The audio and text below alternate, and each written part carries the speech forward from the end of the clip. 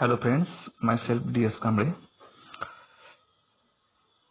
Previous chapter we see the bank final round in the content of register section and journal section.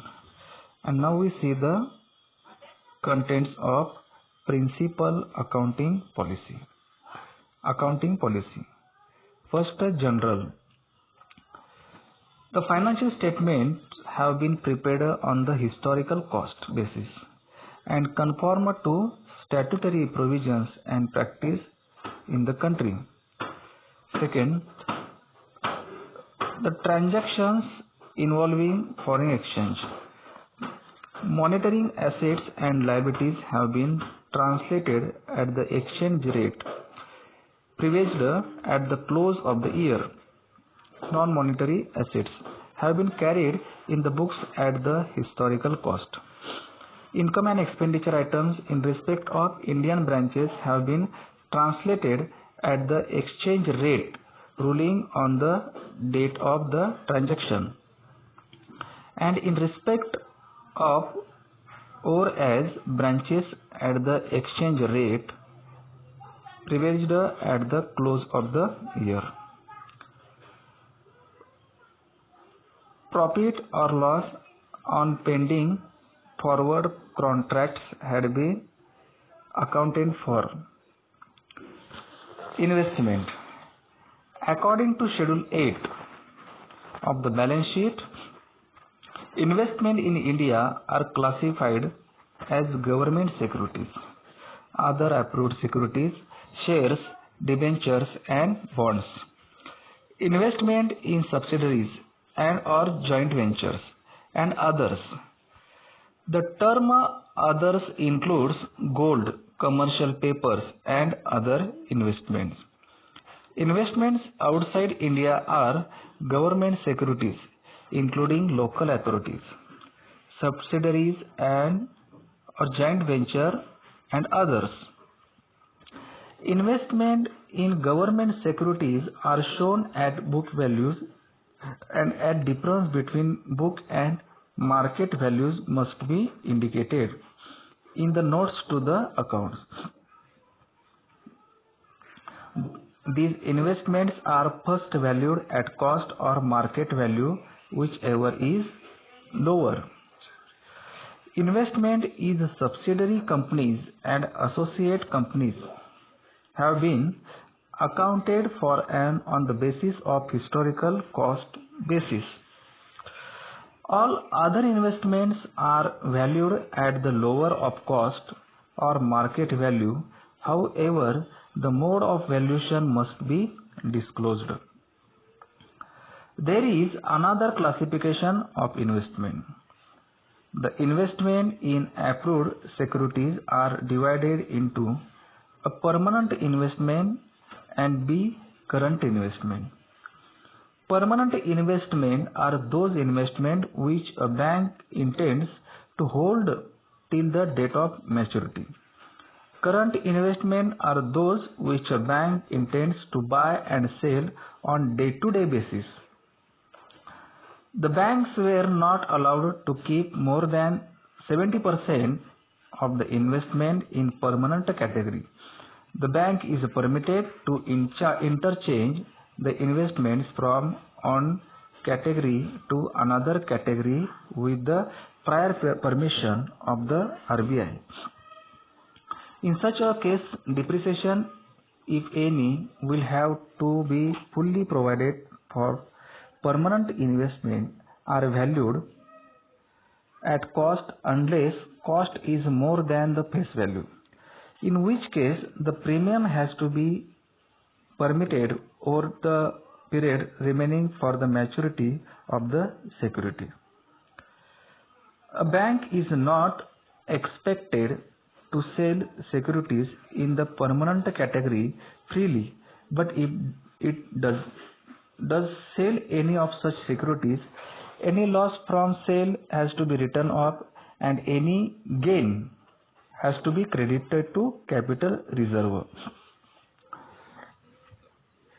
Classification of advance for making provision for doubtful debts. Standard assets. The assets require no provision as they pose no problems of recovery. Substandard assets. These assets are classified as non-performing assets. The security available is inadequate and it is likely that the bank may be suffer loss. Provision to be made at 10% of total outstanding amount of these assets. Doubtful debts. These are the assets which have remained NPA, non-performing assets, for a period exceeding 2 years.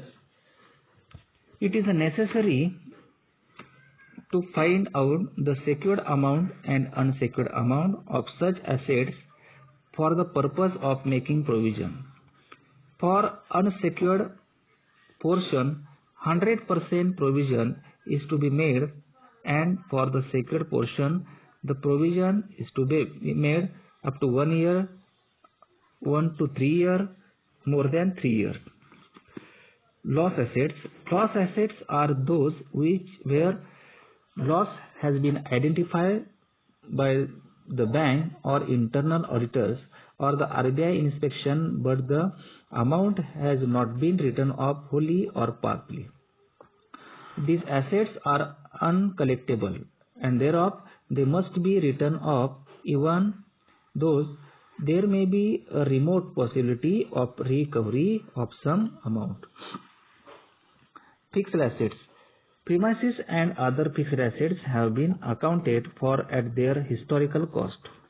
Premises which have been revalued are accounted for at the values determined on the basis of such revaluation may be made by professional valuers.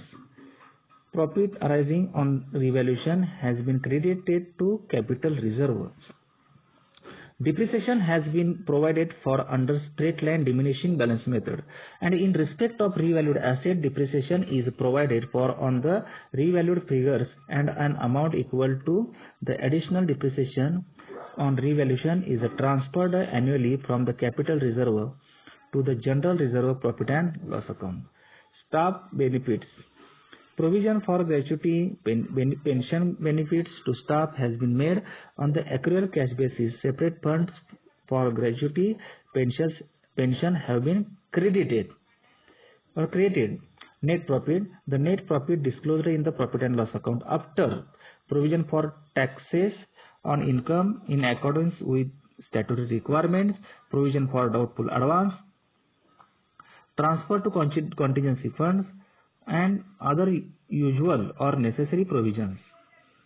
Adjustment to the value of current investment in government and other approved securities in India valued at lower of cost of or market value. Contingency fund have been grouped in the balance sheet under the head other liabilities and provisions. आता accounting policy ज्या असतात म्हणजे वेगवेगळ्या त्याची काही तत्व असतात जे आपल्याला बँक फायनल अकाउंट मेंटेन करताना किंवा सोडवताना आपल्याला त्याचा वापर करावा लागतो. त्यामध्ये मग फॉरेन एक्सचेंजच्या बाबतीत आपण पाहिलं कशा पद्धतीनं एक्सपेंडिचर आणि त्याची खर्च आणि त्याच्या इतर गोष्टी आपण कशा पद्धतीने दाखवतो ते आपण पाहिलेलं आहे. इन्व्हेस्टमेंटमध्ये जे असतात त्यामध्ये ज्या मग बॉन्ड्स असेल किंवा शेअर्स असतील किंवा सिक्युरिटीज ह्या बाबतीमध्ये कशा प्रकारच्या शेड्यूल्समध्ये कशा प्रकारे ट्रान्सफर केलं पाहिजे हे आपण पाहिलं.